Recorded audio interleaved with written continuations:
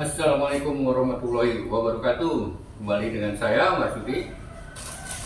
Masih tentang impact ya. Jadi saya akan melanjutkan tes komponen impact pada tahap pertama atau awal yang lalu. Kita masuk ke BLDC ya. Nah sekarang saya akan melanjutkan dari testing beberapa part of impact itu.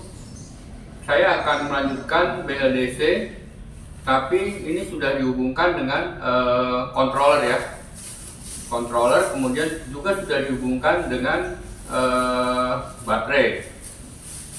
Nah pengetesan daripada komponen e-bike ini itu udah bisa dilakukan bersamaan ya, memang harus bersamaan seperti controller, throttle dan brake lever itu bisa bersamaan.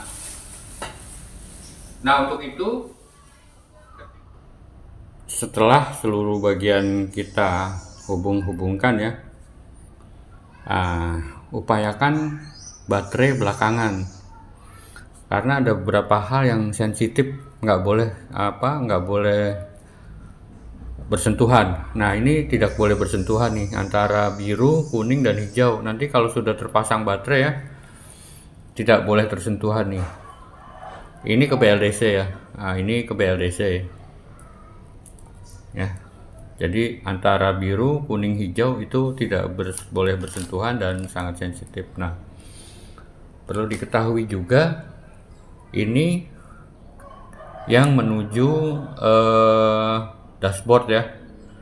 Dalam hal ini saya gunakan SW900. Nah, kalau tidak menggunakan dashboard, ini nggak perlu dicabut ya. Jadi tetap bisa ya. Nah, dalam hal ini saya akan menggunakan dashboard, nanti ini saya akan cabut ya. Oke, kita mulai ya. Kita gas pelan-pelan dari throttle ya. Nah, dia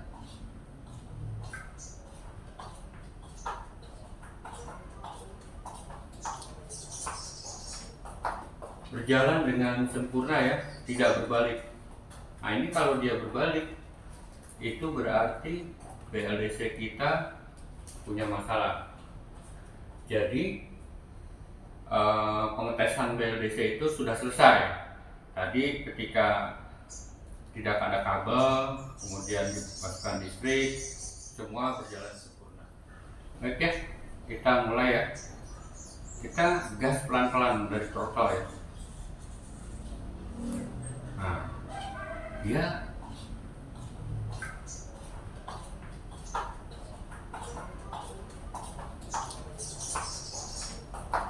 berjalan dengan sempurna ya, tidak berbalik.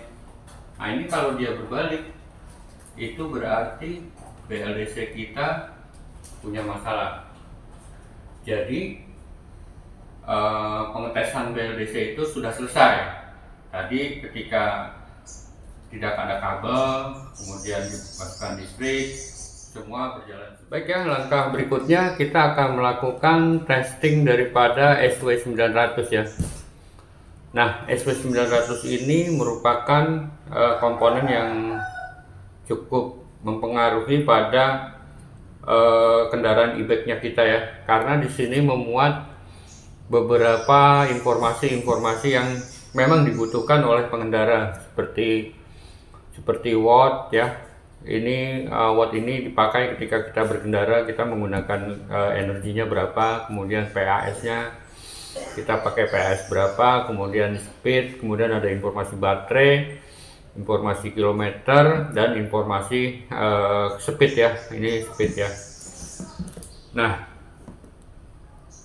PAS ini berfungsi dengan baik apabila kita melakukan setup PAS itu SW900 ini. SW900 ini berfungsi dengan baik apabila kita telah melakukan setting parameter sesuai daripada SW900 ini sendiri. SW900 ini itu disetting bisa sekitar 15 atau 12 program ya. Di antaranya adalah mengatur kecepatan, mengatur posisi baterai, apakah baterainya 36 atau 48. Seperti informasi awal saya bahwa controller ini bisa 36, bisa 48. Nah itu nggak langsung dipasang plug and play ya. Jadi itu harus di-set di dalam SW900 ini. Nah, untuk saat ini saya akan melakukan testing di brake lever ya, brake lever. Nanti kalau testing SW900 setelah saat ini saya akan melakukan testing brake lever ya. Brake lever, controller, dan SW900 pengetesnya bersamaan itu ya. Misalnya seperti ini. Ketika kita melakukan pengereman ya, ini harus keluar error 2 ya. Ketika kita melakukan pengereman, ini harus keluar error 2. Nah, nampak ya error 2 ya.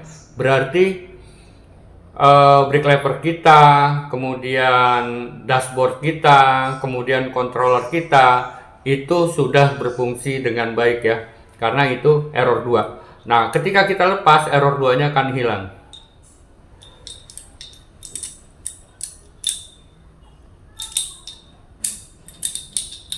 Nah, error 2-nya hilang ya. Kita lepas, error 2-nya hilang. Oke, itu saja yang dapat saya sampaikan. Semoga bermanfaat. Sampai ketemu lagi dengan konten-konten berikutnya dalam pengetesan.